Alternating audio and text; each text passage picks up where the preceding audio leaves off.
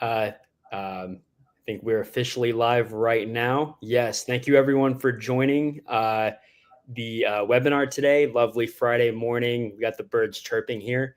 Um, my name is Aaron Mingani. I am the Supervity AI head of growth. We are deploying something in the most great space today of AI agents, and really here today to talk to you about what AI agents are and kind of the differentiation between that and traditional RPA and automation. And with me, I have Chris Stolberg, one of Supervity's exclusive go-to-market partners in the whole AI agent and automation space. Chris, I'd love for you if you can give a quick introduction. Yeah, hey, thank you so much for having me here, Aaron. Pleasure to be chatting with everyone here on a Friday, almost afternoon, where I sit in St. Pete, Florida. Um, as Aaron mentioned, Chris Tilburg, I have a deep background in intelligent automation, RPA specifically, and now AI agents. In a previous life, I founded and scaled a company called Jolt Advantage Group within the UiPath ecosystem to hundreds of people, actually becoming their 2019 Global Innovation Partner of the Year before exiting that business. And last year, I founded Evolutia as a purpose-built AI-driven automation company dedicated to driving towards enterprise autonomy, specifically through deploying AI agentic solutions within multi-agent systems. So definitely couldn't be more excited to have this chat today. Absolutely, it's very impressive, and we know this is really where the market is heading, and the demand. It seems like a key has turned in 2025, where maybe in 2024, a lot of companies and enterprises were exploring these solutions, but not necessarily, diving first in. But now that seems to have switched, right, with a lot of enterprises budgeting and really going full in. So the purpose of this webinar is it's a, kind of a quick burst, 25-minute webinar just to discuss a specific topic. Today, we're talking about AI agents versus traditional RPA. And I'll just go ahead and kick things off. So, Chris, what do you see as, with the technology that exists today? First, what are the limitations of RPA, and why do enterprises need to be considering, going beyond or evaluating technologies that have, other capabilities? No, hey, thank you for that. And I just want to start off by saying this is by no means designed to be a RPA bashing session, right? As someone who grew up in that ecosystem, learned and frankly failed forward so much through, hundreds of engagements, thousands of deployments. Frankly, it was the best thing we had available. It was the best tool in our bag until, 18 or so months ago. And, so if you're running a massive RPA program, you're going to resonate with a lot of things I'm going to talk about here in the next couple of minutes. But it's not a bad thing, right? Again, you'll hear me say this again later. If your solution is working, maintenance costs aren't driving you nuts, keep it. It's fine. But unfortunately, statistics show that, legacy automation, RPA at all, I would say RPA, intelligent document processing, and all the other things we'll talk about here in a moment, it's kind of plateaued. And the reason that is because frankly, it's just the nature of how the software bots are designed. They're rules based, right? They're hard coded, even with drag and drop beautiful interfaces that are available with the vendors that are out there today. And unfortunately, to get even close to the finish line, intelligent automation solutions require a multitude of technologies. Scalability is frankly limited by the complexity of the processes. Exception handling, if you're running a program now, exceptions turn almost to inception at some point because there's so damn many of them. They has to happen up front, meaning it delays your time to value. And just because of the nature of the hard-coded solutions, they're rigid and they can't learn from mistakes, which inevitably cause failures. And to that point, Horses for Sources, a major industry analyst, reported early last year that only 40% of purchased RPA licenses in the market are being used. That is an insane amount of shelfware. And as the organizations look to consolidate and modernize and so forth, that's one of the reasons why they're shifting their budgets over to AI and AI agents. And to compound that, only a little more than half of client automation initiatives within the market are deemed successful. What have you heard around that, Aaron? No, it's a very good point you brought up. I think as we're seeing today, buying a lot of RPA licenses, getting complex automation set up takes a lot of time, right? I think we're in a day and age where AI agents, are specifically good at almost acting like an enterprise AI worker for more or less, right? And that means that AI agents can understand unstructured data very well, right? Not just the structured and semi-structured, but raw and structured data. And the way that Supervity operates is that we build AI agents agentically to handle enterprise operations and enterprise workflows. And given a task, it can go out and scale. And maybe let me just jump into an example. We can discuss about how maybe traditionally RPA handled the concept of invoice processing and maybe how AI agents are doing that today. So, Chris, do you want to talk about invoice processing? We thought it was a solved use case, for the last 5 years, but even today we're seeing that there's just so much value to be held when you're using an AI agent, AI solution versus RPA, right? Do you want to talk about the RPA side of that, and then I'll go into my side? Yeah, and I know this is your favorite topic, right? Because we laugh about this all the time because, again, invoice processing, right? Everyone does it. And it's also a problem I thought we solved 5 years ago. But frankly, it's not. Every organization we talk to today is still struggling. Why is that? Is because the massive amount of unstructured data and variance that lays within that process, as well as their other processes. Let's turn the clock back 18 months. Let's talk about we want to automate something, right? And like, hey, cool, it's invoice processing. Great. So what is the first thing we would have to do in an RPA deployment, right? We would have to have an army of consultants, business analysts, and so forth come in to map the process. And when I say map the process, it's not only mapping what we used to call the happy path, which is how you think you do your invoice processing. It's all the other variants, all the exceptions that potentially could happen because in the old world, they had to be thought of, planned for, and accounted for, and coded in, frankly, up front. Right? There's a traditional method, you get in a room, you either whiteboards, God forbid, sticky notes. Obviously, there's Miro boards and all kinds of planning tools you can use, or you can use technology, right? UiPath had a process mining or task mining thing that you could walk through. At least you would get the happy path, right? Or you could go a step further. You could go buy like Celonis or Mimica or Sirocco that would do all this from using data files that would kind of map the business. But just realize what happened. You just lost 4 weeks on a good day to just designing the process, just getting your what we would call a process design document built. Right. And then a solution design document. And then what you're going to find out, I mean, it going in with invoice processing, but 80% of processes within a business relate to extracting some sort of data out of a document. And unfortunately, 90% of those documents contain unstructured data, which until 12, 18 months ago was frankly just off the table, right? We could deal with structured and semi-structured because you had to build templates and all these different things with regards to your OCR or your intelligent document processing product. Well, great. Now you know what you want to do. You know how you want to do it. You know you need to extract the data. We're up to 1 to 2 technologies you've already had to procure at this point. Then here come the robots, right? You need something to do action. And studies show, as I said, and frankly, all the vendors were guilty of it. They probably sold you twice as many as you need to get the job done. Right. And we know there's a rules base and so forth. And then what you find out is bots are really good at automating tasks, not long-running workflows. Then you need to bring in something called BPM or low-code application for orchestration. So, geez, now you're up to 3, 4 technologies. And the dirty little secret of RPA, intelligent automation as a whole, these things break, and they break often.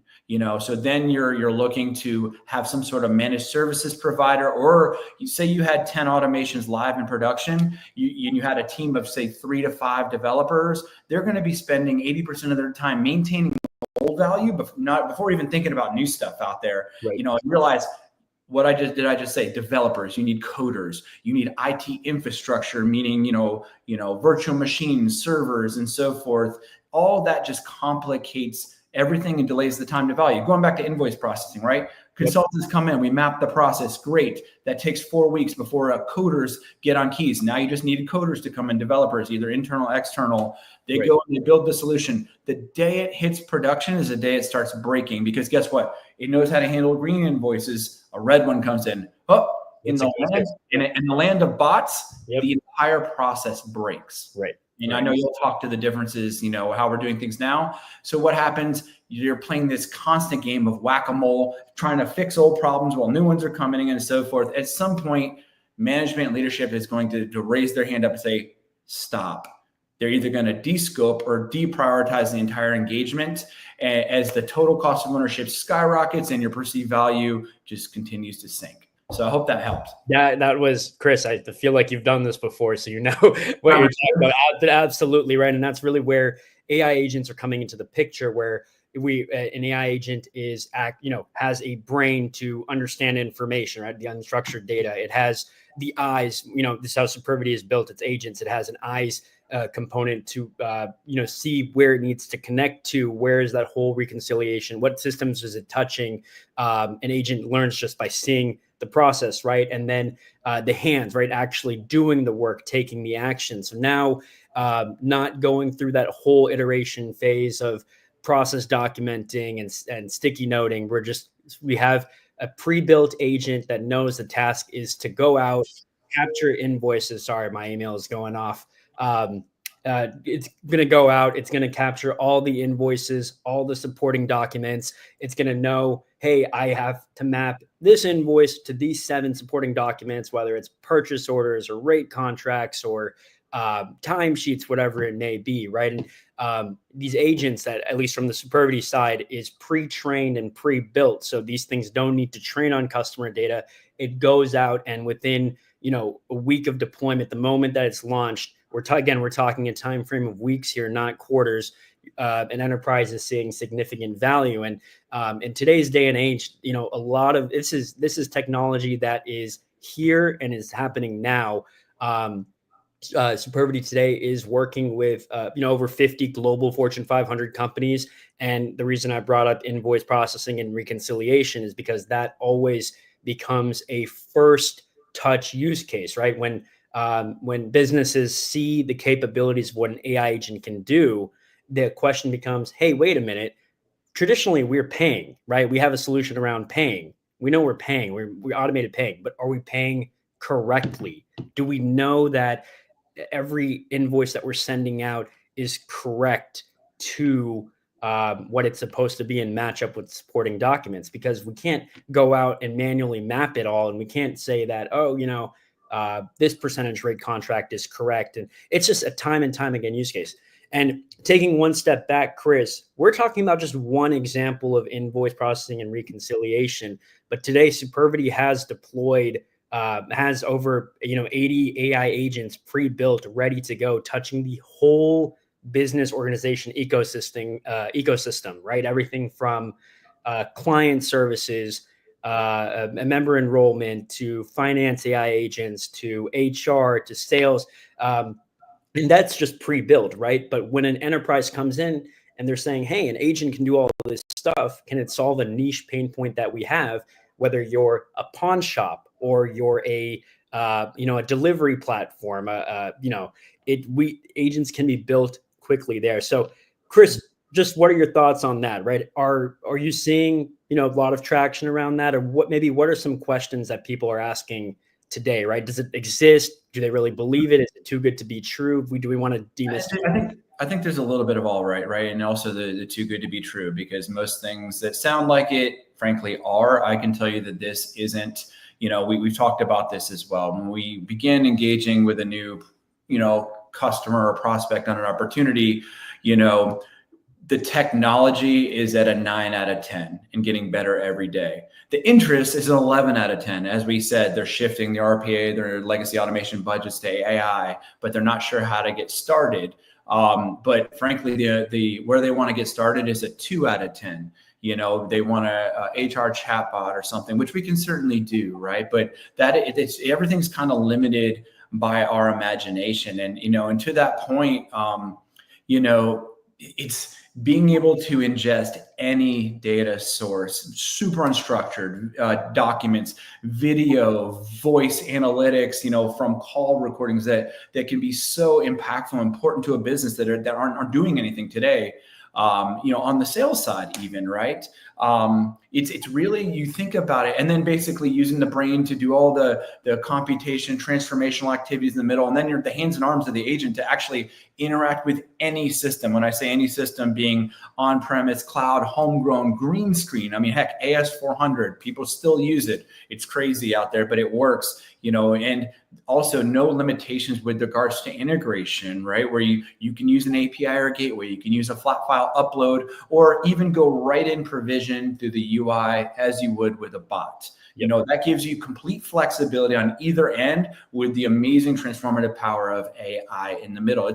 You got to treat this like onboarding a new, super motivated, hungry digital employee, right? Remember your first day on your job out of school, maybe you got out of your MBA, whatever that was. You got to your work desk, you got your cup of coffee, got your swag kit. You were smart, but you had no idea what you were doing, right? They probably gave you some basic instructions. You went off and you did your job, right? This is kind of how I tell an analogy with AI agents all the time. An example is, say Aaron and I were working together in some city and we used a shared space. Everyone's familiar with the WeWork model, right? We're in an office. We've never been there before. We just went out and had lunch. It's 2:00 now. We're both getting a little sleepy. Right. Aaron, would you mind grabbing me a cup of coffee? God willing, Aaron's going to say yes. Aaron's a smart, motivated guy. He's a human. He's going to get up. He's going to find the area, the break room, if not, that has the coffee, even though we've never been there before, because he's smart. There's the coffee maker. Hey, it might not be on. Aaron's smart. He's going to turn it on. No problem. Maybe it needs a little water. Aaron's smart. He's going to fill the water container. Oh, there are no coffee filters. I have a problem now. Aaron raises his hand. He walks to the front desk. He asks the person that's managing the work center, hey, where can I find coffee filters? They're going to walk over there. They're going to show Aaron where the coffee filters. I would quit and go get a job at the 7-Eleven next door. And then, no. Right, they're going to teach you where those coffee filters are. They'll do it for you the first time, right?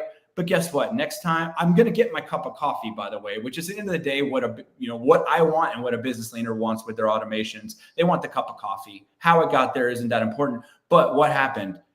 Aaron learned where those coffee filters are. God forbid we're in there 2 weeks later and the same situation happens. He's not going to ask about the coffee filter. I'm still going to get my coffee.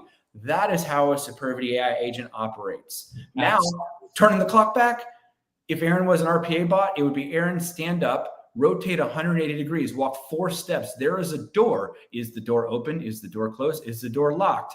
Open the door, walk. You get the point, right? It is structured. It's hard-coded. Everything has to be thought through, as opposed to, I want a cup of coffee. I mean, how I just said that is how you teach Superbity. Like, yep. I have a purchase order. I need to get this information off it. I would like it put into an Excel with these type of tables, with these type of things. You're using plain English language, no coding. And frankly, we always chased what we called, being able to involve business users, the concept of citizen development. We used to have a whole program in the ecosystem I operated in, which was a robot for every person. And unfortunately, it was not successful anywhere close to what we wanted because it was hard. You still had to do a certain level of coding. I can tell you, and the reason I founded Evolution is when I found these type of technologies, I was like, wait a second, I can actually do this. As someone who is not technical at all, I'll function on my best day. Right. Now, if I can use my plain English language to build the automation, to get it to where I want it, to deploy it, that completely changes the game within the paradigm of, even, enterprises all the way down to brick and mortar small businesses that we pass every day. So, Chris, I mean, that's a great example, the coffee analogy, and I'll definitely get one after this week. 5 minutes. But so just summarizing, right? RPA, takes coder centric, limited in the actions it can do. If it can do, complex unstructured tasks, can't understand unstructured data very well. It's basically, there's a lot of licensing you have to buy. It's almost like getting a full self-driving car in this day and age. That maybe the full self-driving car doesn't know what to do, right? You have to keep your hands on the wheel the whole time, and you're more stressed out about it than if you can trust it and just let it guide you, right? So that's where AI agents take the next step. And I just want to reiterate the point that that we have, Superbity today, and you know this really well, Chris, has pre-built agents, right? They're pre-trained, they're pre-structured, they're pre-formatted, which means that we can get something up to speed very quickly. We don't train on any customer data. Security, when we talk about security with this information too, right? No matter if you're looking at an AI solution here, AI solution there, you have to be mindful of how is a company looking at that data, right? Is it training on that data, or is it just operating on that data, right? So Superbity doesn't train on data. We just operate on top of it like a digital worker would. So maybe Chris, I know we're at the 20-minute mark, just 5 more minutes here. If you were, so we got a question from. I'll handle that for sure. Go for it. Yep. Chris, if you want to take this question before we get into the next section, please go for it. Yeah, the cost of so the question is, what would the cost effectiveness be of switching to an agent? Should one wait for their purchases to expire? One can switch. All right. So again, not an RPA bashing session, right?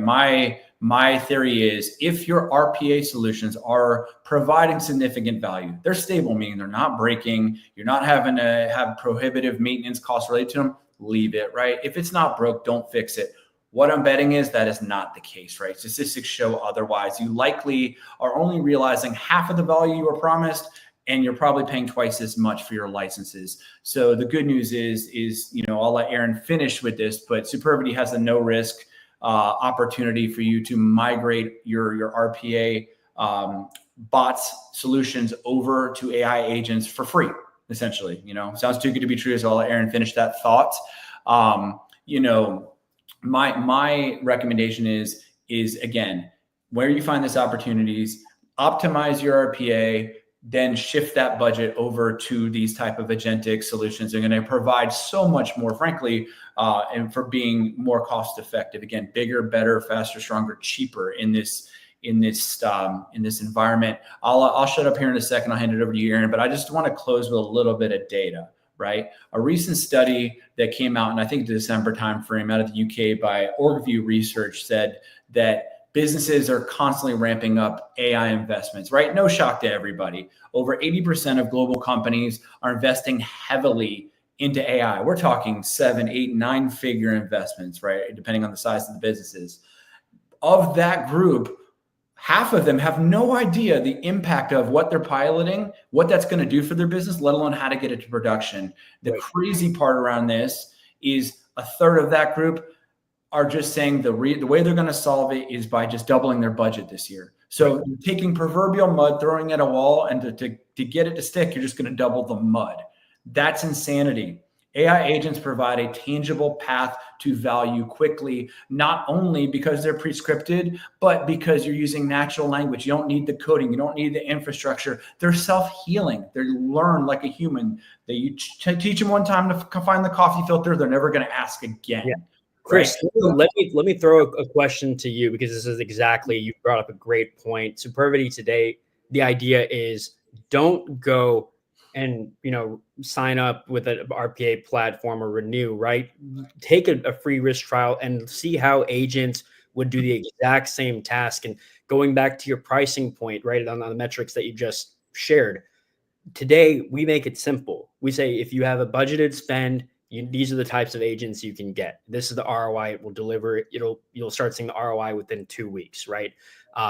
Superbity supports agents across the whole business ecosystem for, we're touching government, healthcare insurance, retail, manufacturing. There's not a place today where agents can't fit a role in. So Chris, if you're talking to a CIO, you're talking to an executive team today looking at RPA platform, what would you say to them, right? What's just the simple takeaway here of in the day and age we're in, they're coming up for renewal, or they're thinking about purchasing these RPA licenses. What are you going to tell them?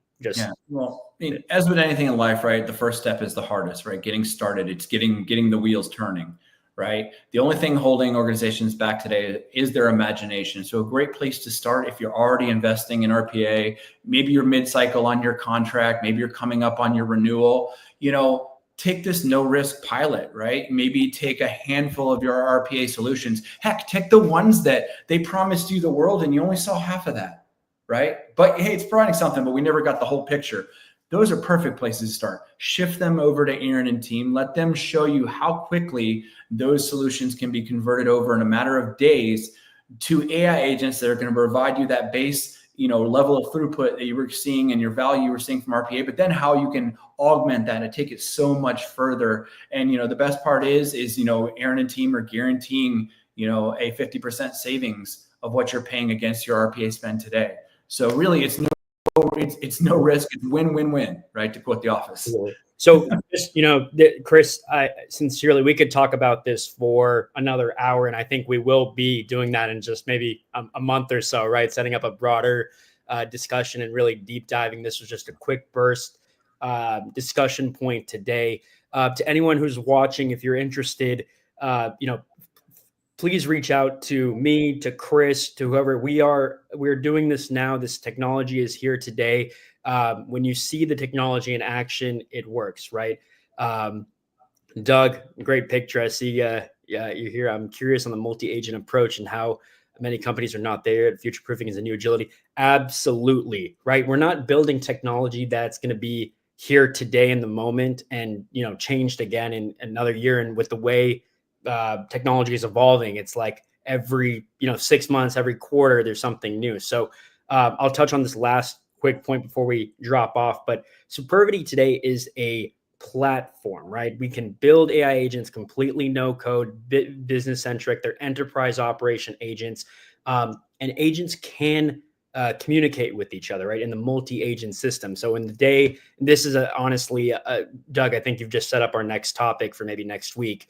But when you have one type of agent doing an enterprise related task, it can't work in a silo, right? Today, businesses are trying to move away from working in silos where an HR team is talking to a sales team or, vice versa. So when we say multi-agent framework, it's setting up the connection between different types of individual agents. You have an invoice processing agent that's interacting with an invoice reconciliation agent, right? The invoice reconciliation agent is doing all the checking and making sure that it's being paid correctly, sending that output over to an invoice processing agent that's fulfilling that whole AP lifecycle, just to give a very basic example.